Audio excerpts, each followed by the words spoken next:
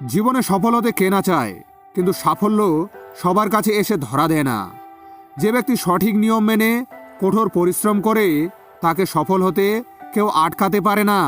তার সাফল্য কখনোই কেউ ছিনিয়ে নিতে পারে না।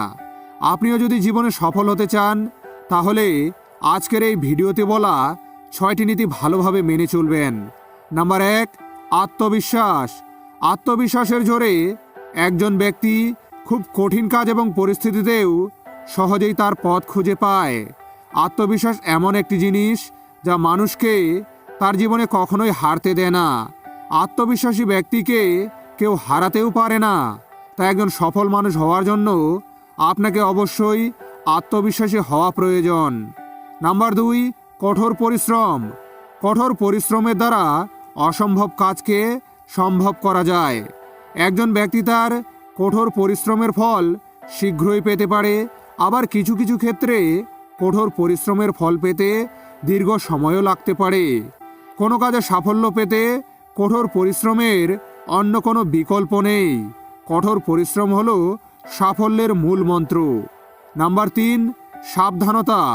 জীবনের ছোট ছোট ভুল আপনাকে সফলতা থেকে অনেক দূরে নিয়ে যেতে পারে।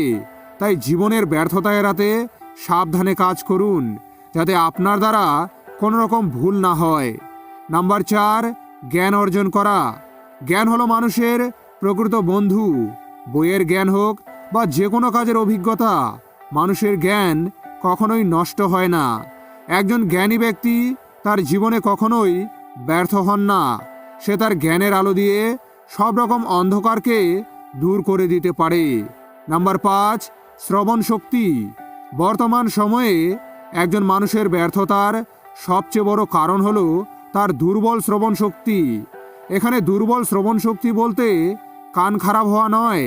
এখানে দুর্বল শ্রবণ শক্তি বলতে অন্যের কথা মনোযোগ দিয়ে না শোনা।